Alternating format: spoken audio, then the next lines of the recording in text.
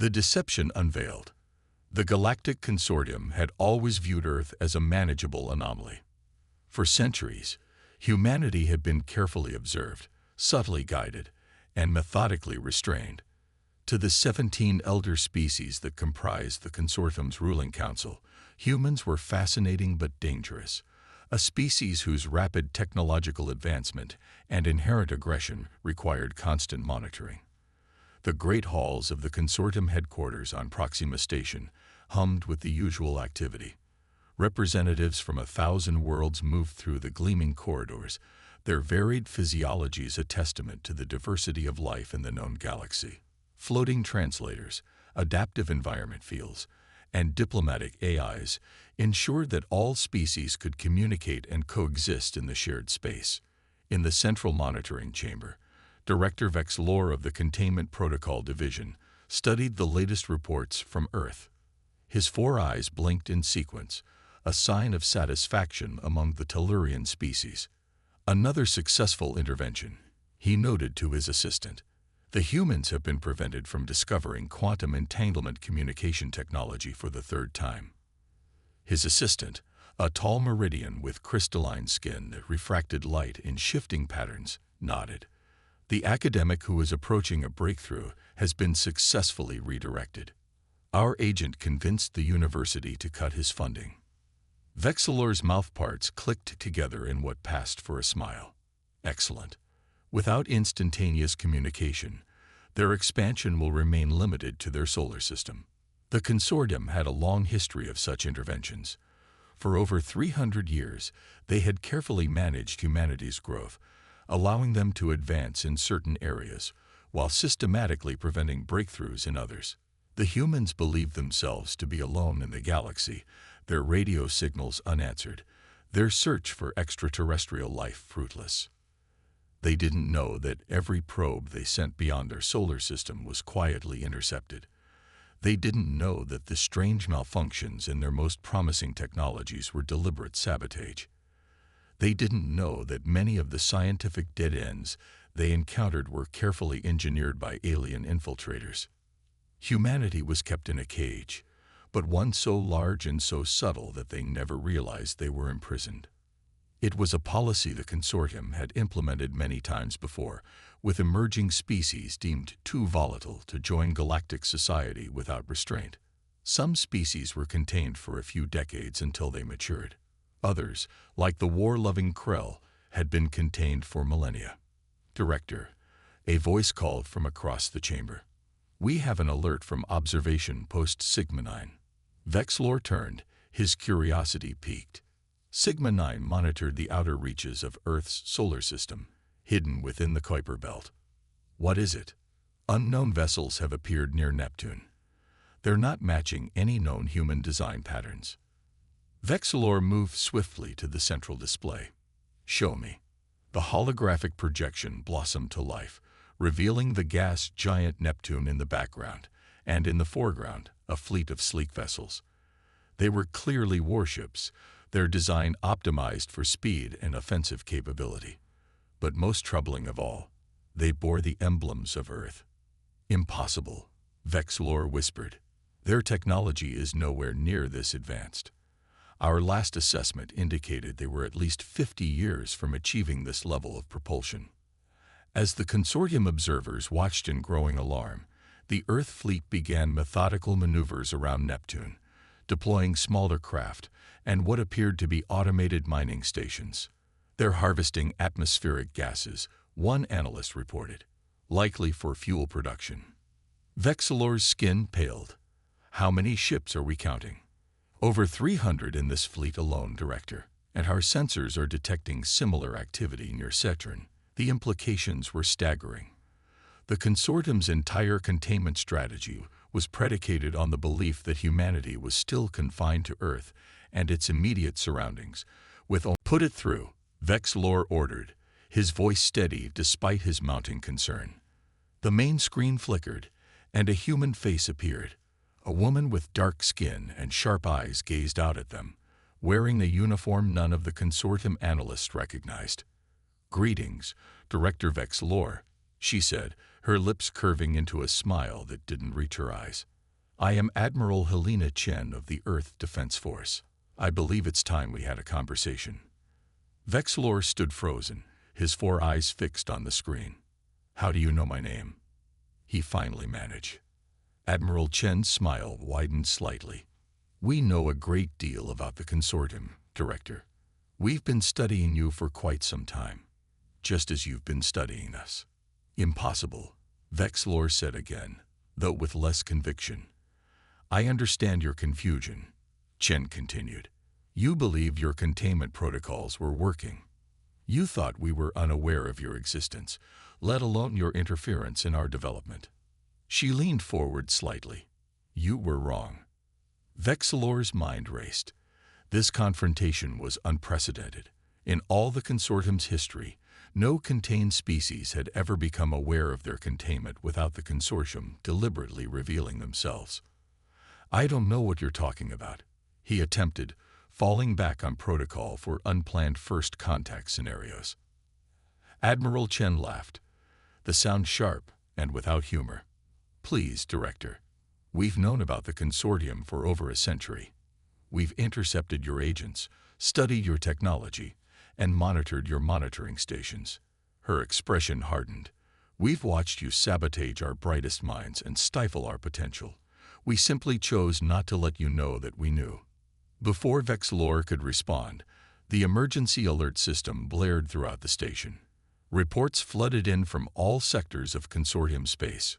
Earth ships had appeared near dozens of consortium worlds and installations. Not just warships, but massive vessels of unknown configuration, their purpose unclear but their presence undeniable. "What is the meaning of this?" Vexlor demanded, fear finally breaking through his diplomatic veneer. "Is this a declaration of war?" "Not at all," Admiral Chen replied calmly. "This is a revelation. For centuries, we've allowed you to believe that your containment was effective. We played the role you expected of us. The primitive species, slowly developing, unaware of the greater galaxy." Her expression grew fiercer. "But all the while, we were preparing. Beyond your sensors, beyond your comprehension, we built our true civilization." The implications crashed over Vexlor like a wave. "The Earth we've been monitoring. A carefully constructed facade," Chen finished for him. "Oh, it's real enough. Those humans aren't actors or simulations. They simply aren't all of us." She gestured, and the view pulled back to reveal a command center far more advanced than anything the consortium had believed humans capable of creating. "While your observers watched our surface development, the majority of our population moved underground and into space habitats hidden from your sensors. The Earth you monitored was essentially our public face, a small percentage of our population living out the expected narrative, while the rest of us built our true civilization." On screens throughout the consortium headquarters, reports continued to pour in. Human ships had appeared in systems thought to be secret. Hidden consortium research stations were suddenly surrounded by Earth vessels. Communication hubs found themselves hosting uninvited human observers. The entire carefully constructed network of consortium power was laid bare, exposed to the species they had thought contained. "For what purpose?" Vexlor asked, his voice barely audible. "Why maintain this deception for so long?" Admiral Chen's expression was implacable. "To understand our enemy before revealing ourselves. To learn your weaknesses, your blind spots, your vulnerabilities. To build the civilization and a military beyond your ability to threaten." She leaned forward, her voice dropping slightly. "And most importantly, to ensure that when humanity finally announced its presence to the galaxy, we would do so from a position of unassailable strength." Vexlor felt the weight of centuries of miscalculation bearing down on him. "What do you want?" "I've been authorized to extend an invitation," Chen replied. "In 6 standard days, Earth will host the formation of a new Galactic Council. We invite the consortium to send representatives." Her smile returned, cold and confident. "Attendance is, of course, optional. But I would strongly advise against absence. The transmission ended abruptly, leaving the consortium leadership staring at blank screens and facing a new reality. The species they had thought contained had not only escaped its cage, but had built an empire in secret. As emergency meetings were called, and analysts scrambled to assess the true extent of human capabilities, one thing became abundantly clear: the galactic order was about to change forever. The consortium had made a fatal error. They had believed they were the ones watching Earth. They never considered that Earth might be watching them back. The new galactic order. The Grand Assembly Hall of the consortium was in chaos. Representatives from 1,000 worlds shouted over one another, their translator devices struggling to keep pace with the cacophony of languages and dialects. Fear hung in the air, thick and palpable. At the center of the storm stood Arch-Consul Nivilium, the elected leader of the Consortium Council. His tall, gaunt form was hunched with the weight of the crisis, his normally lustrous blue scales dulled with stress. "Order," he bellowed, his voice amplified by the chamber's acoustics. "We must have order." Gradually, the tumult subsided, though the tension remained. "The facts are these," Nivilium began, his voice grave. 6 days ago, humanity revealed themselves to be far more advanced and widespread than our containment protocols had detected. They have established a presence in over 200 star systems, including 47 that were thought to be exclusively under consortium control. Murmurs rippled through the assembly. Their technological capabilities exceed our current estimates by centuries. Their military strength, while still being assessed, appears to rival that of the combined consortium defense fleet. He paused, letting the implications sink in. And today, they will convene their Galactic Council, with or without our participation. A Viridian representative rose, her translucent tentacles quivering with emotion. "This is unprecedented. No contained species has ever achieved this level of development without detection. Our entire security paradigm is compromised." "The humans have made no hostile moves," countered a representative from the Talaxian Federation, one of the younger member species. "They've revealed themselves, yes, but they've initiated no conflicts." Director Vexlor, now the focus of much resentment for his division's failure, spoke up. "Make no mistake, this reveal was itself an act of aggression. They have demonstrated an ability to penetrate our most secure systems, monitor our private communications, and deploy forces throughout our territory without detection." His 4 eyes blinked rapidly, a sign of extreme distress. "They have effectively proven that they could strike at any time, from any direction, with forces we cannot track." The assembly dissolved into anxious discussion once more. Nivilium allowed it for a moment before calling for silence again. "The question before us is simple, though the answer may not be," he said. "Do we attend this human council and acknowledge their new status, or do we refuse and risk potential conflict?" Far from the consortium's deliberations, Admiral Helena Chen stood on the observation deck of the Earth vessel Prometheus, watching as ships from across the galaxy arrived at the designated coordinates. The location had been chosen carefully, a star system unclaimed by any major power, with a habitable but uninhabited world that now hosted the newly constructed council facility. "Admiral," her aide reported, "we've received confirmation from 37 independent worlds and 14 minor alliances. They will attend." Chen nodded, unsurprised. The independent worlds had long chafed under consortium influence. Many had been subjected to the same containment protocols as Earth before being deemed safe for limited galactic interaction. They had no love for the elder species and their controlling policies. "And the consortium?"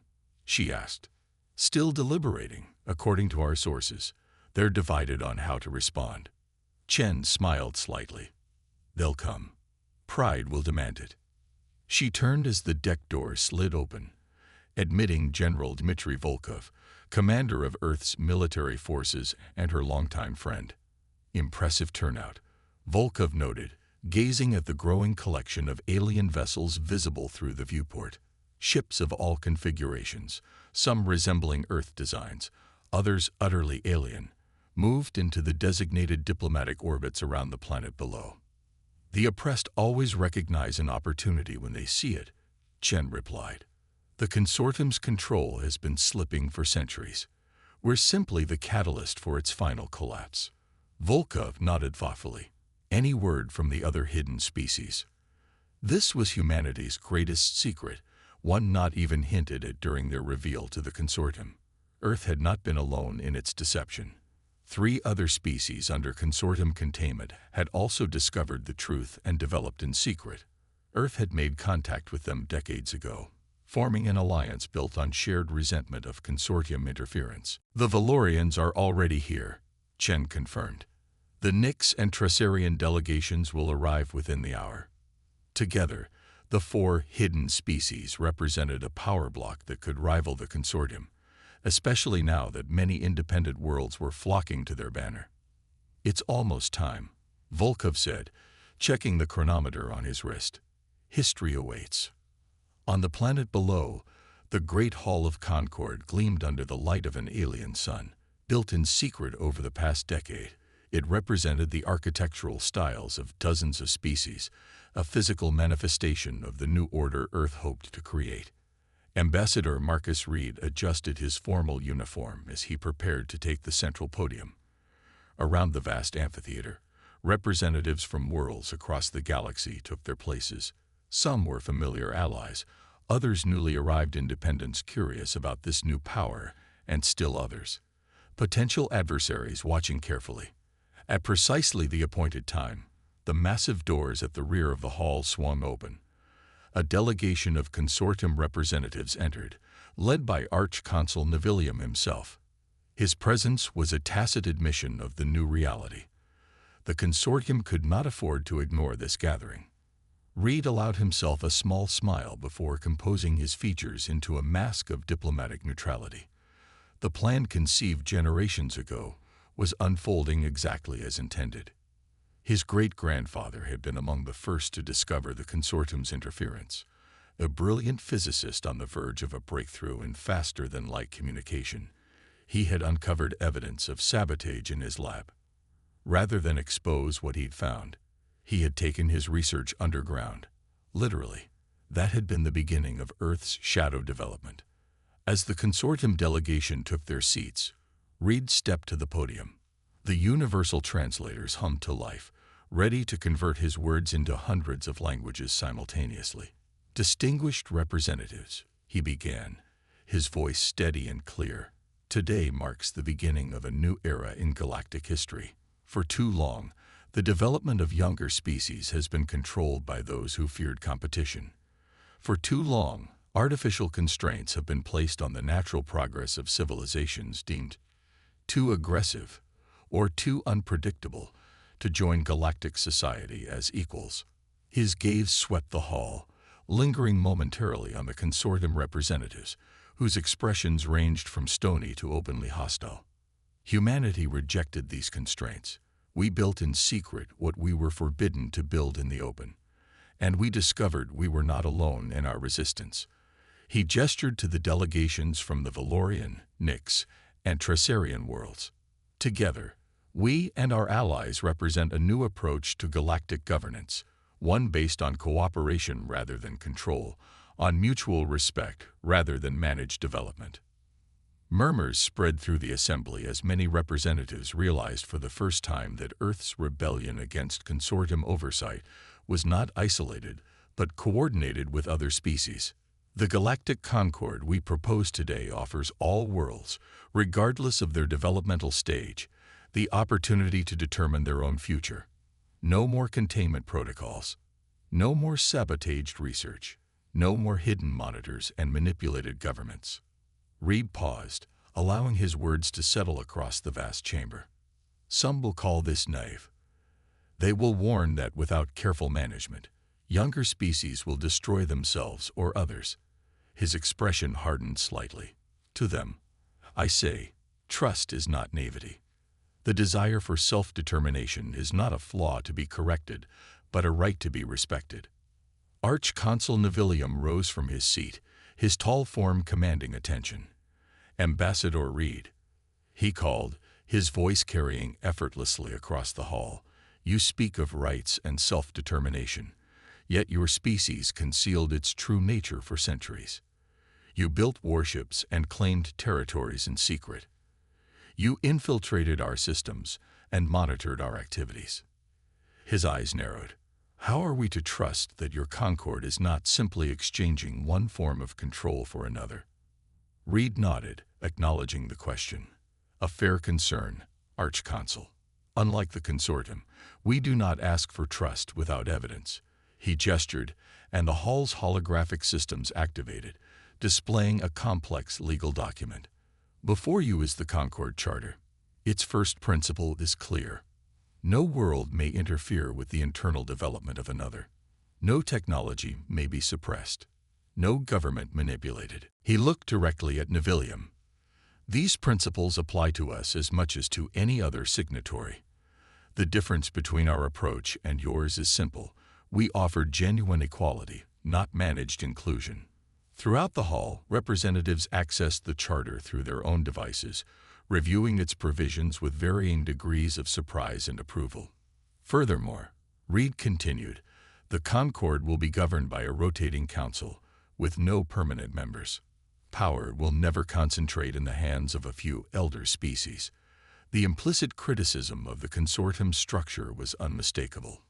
Nivilium's scales flushed darker blue, a sign of anger among his kind. "You present yourself as liberators, yet you arrived with battle fleets and ultimatums. This is not diplomacy. It is coercion." A representative from one of the independent worlds, a small, feathered being from a system long marginalized by consortium policies, rose to speak. "The consortium speaks of coercion." The translator rendered their sharp clicks and whistles into smooth language. "For 8 generations, my world has been denied access to medical technology that could have saved millions, deemed too advanced for our cultural stage of development. We did not see the consortium's containment as diplomatic then." Similar statements came from other representatives, a litany of grievances against consortium restrictions. As the debate continued, Ambassador Reed watched with satisfaction. The divisions were forming exactly as predicted. The long-suppressed worlds rallying to the Concord, the consortium's allies growing increasingly isolated. By day's end, 73 worlds had signed the Concord Charter. By the week's end, the number had grown to over 200. The consortium, still powerful but increasingly outmaneuvered, found itself facing a new galactic reality. In her private quarters aboard the Prometheus, Admiral Chen reviewed the latest intelligence reports. The consortium was mobilizing its military assets, a predictable response to their diminished diplomatic position. "They're preparing for conflict," Volkov noted, studying the same data. Chen nodded. "But they won't strike, not yet. They need time to assess our true capabilities, to search for weaknesses. And when they discover there are none." Chen's expression was grim but determined. "Then they will have a choice. Adapt to the new order or fade into irrelevance." Across the stars, on worlds both ancient and new, the message spread rapidly. Humanity had not only broken free of their constraints, but had remade the galactic order in the process. They had held back for centuries, playing the role assigned to them while building their true strength in secret. Now that strength was revealed, not just in warships and technology, but in alliances and ideas that challenged the very foundations of galactic society. The age of containment was over. The age of the Concord had begun. And the species that had once been dismissed as primitives now stood at its center, architects of a future they had planned for generations. Earth had held back, but no more.